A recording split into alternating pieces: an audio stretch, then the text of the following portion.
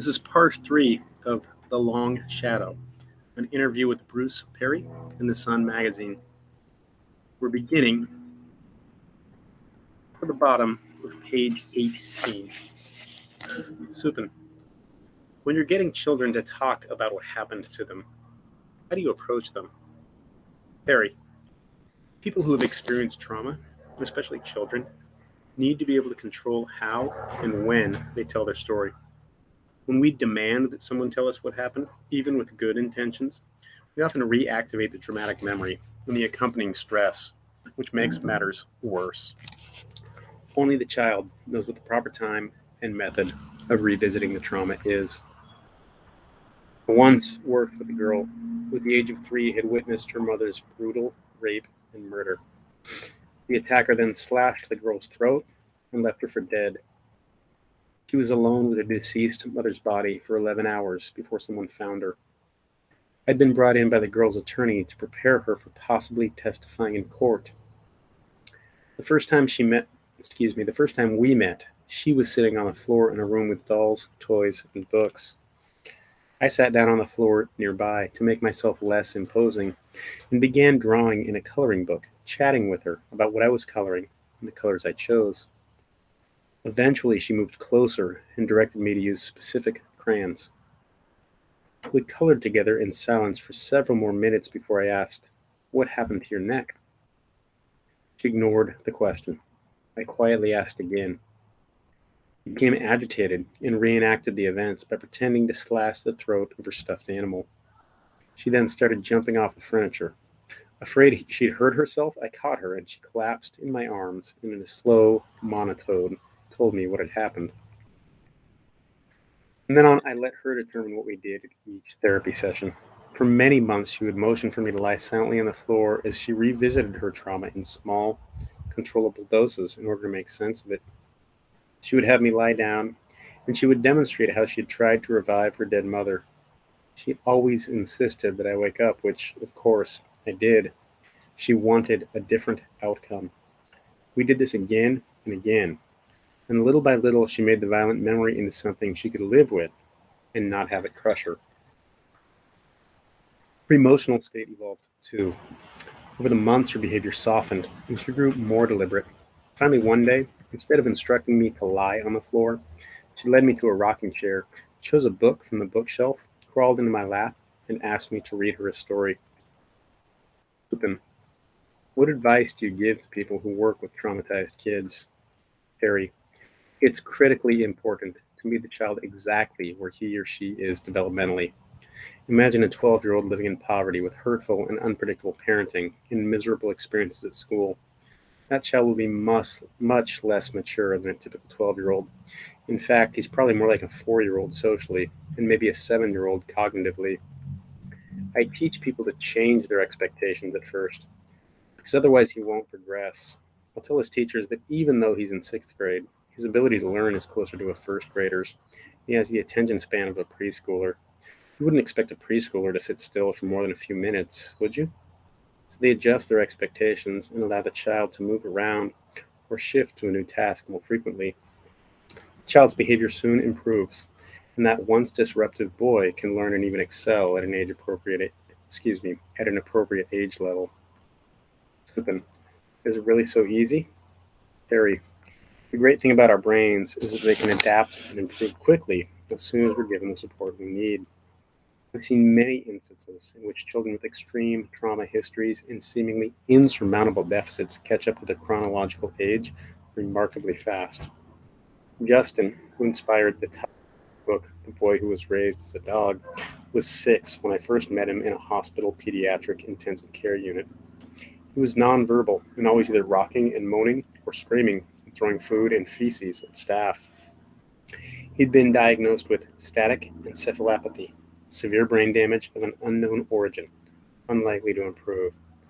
The doctors had assumed he would be unresponsive to treatment, so they'd offered none. Tragically, no one had asked about Justin's living conditions prior to his hospitalization. The story was heartbreaking. When Justin was 2 months old, his 15-year-old mother had left him with his grandmother, who died 9 months later. The infant ended up with the grandmother's boyfriend, who did not have the emotional or intellectual skills to raise a baby. He called Child Protective Services, and since he didn't seem to pose a threat to the boy, CPS didn't act. The man was a dog breeder by profession, so he raised this child in a kennel as if he were a puppy.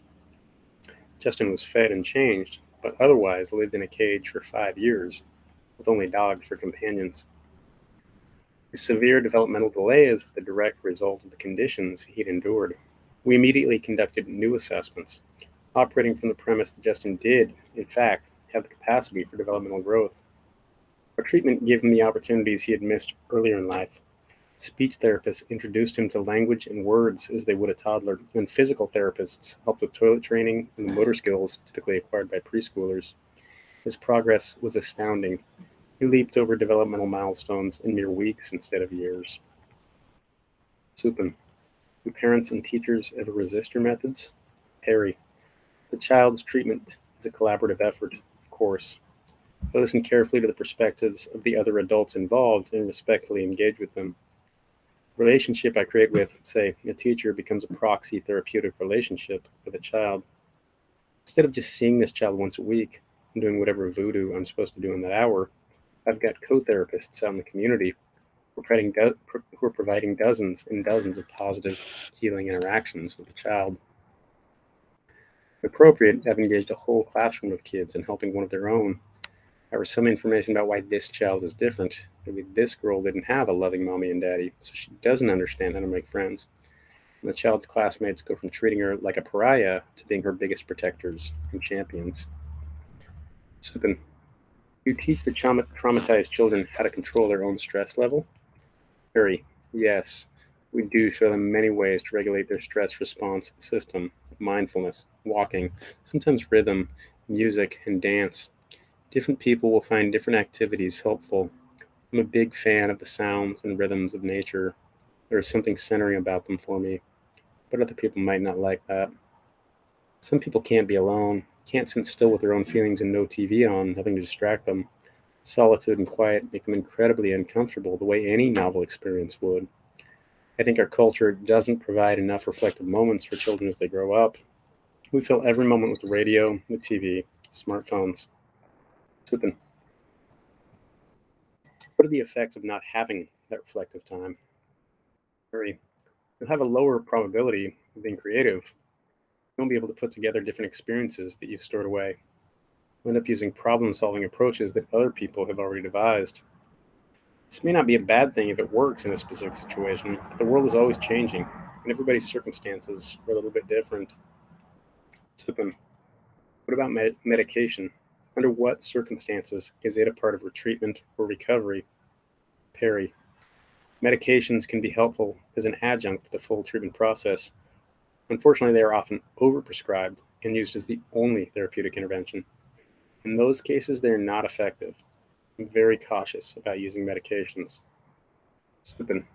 Tell me more about how you individualize your treatment plans. Harry. Let's say I'm meeting an African American boy whose most emotionally charged encounter with a white man was when a cop harassed his dad. This has given him pre-existing negative associations about white men in positions of power. Maybe the last time he went to the doctor, he got a shot. So he sees me, a white male doctor, and his stress response systems get activated. He is wary and distrusting of me. Considering his experience of the world, it is completely reasonable. When I'm working with this child, I will allow him time to create a new, more accurate set of assumptions about me. Therapy is not about erasing those old connections and associations. It's about building new ones. Once you make those associations, they require a little bit of effort to maintain.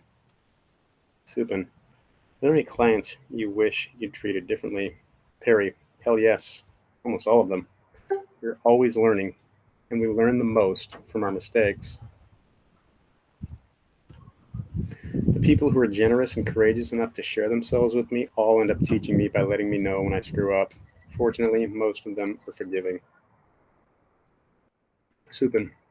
You've described some of the most common responses to trauma, but don't people express trauma in different ways?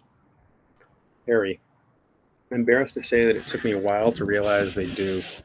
When I was first beginning to study trauma in the late 1980s, I worked with a group of boys in a residential facility, not quite a hospital, but more than a group home. They all had serious behavior issues. At the time, I was making the connection between trauma and a sensitized stress response system. I presented my findings to a group of peers, and somebody raised his hand and asked, "What about the girls?" And I realized I hadn't once observed girls to see if their responses were different. We subsequently discovered that there are two opposite expressions of a malfunctioning stress response system: acting out and withdrawing. Let's say Billy and Sally were both mistreated in similar ways. Billy becomes an incredible pain in the ass, disruptive, aggressive, failing at school. Meanwhile, Sally is sweet, shy, and compliant. Though a poor student with few friends, she exhibits no behavior problems. Billy is saddled with negative labels, constantly punished, and eventually kicked out of school. Sally is pitied or ignored, just passed from grade to grade, assumed to be okay, if not too smart or socially adept. No one has the time or inclination to explore why she might be unable to make friends or connect with her teachers. Both Billy and Sally have lost the ability to control aspects of their behavior. In the midst of an outburst, Billy literally can't understand that throwing a chair will likely get him sent to the principal. Disciplining Billy further only reinforces his condition.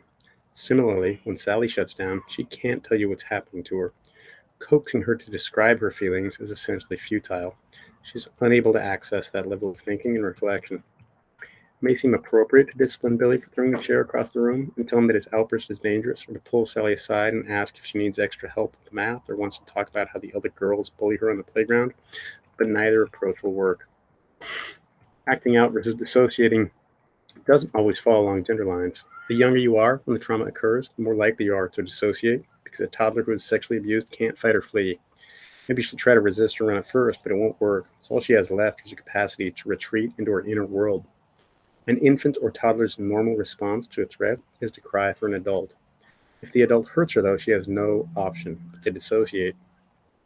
Sippin. Remember when my daughter was an infant? She was crying or upset in public, and I was anxious about it. I could never calm her down. The moment I relaxed and rocked her, she'd calm down instantly. Harry, this illustrates the contagious nature of human emotions. If you are not calm, it's impossible to calm someone else.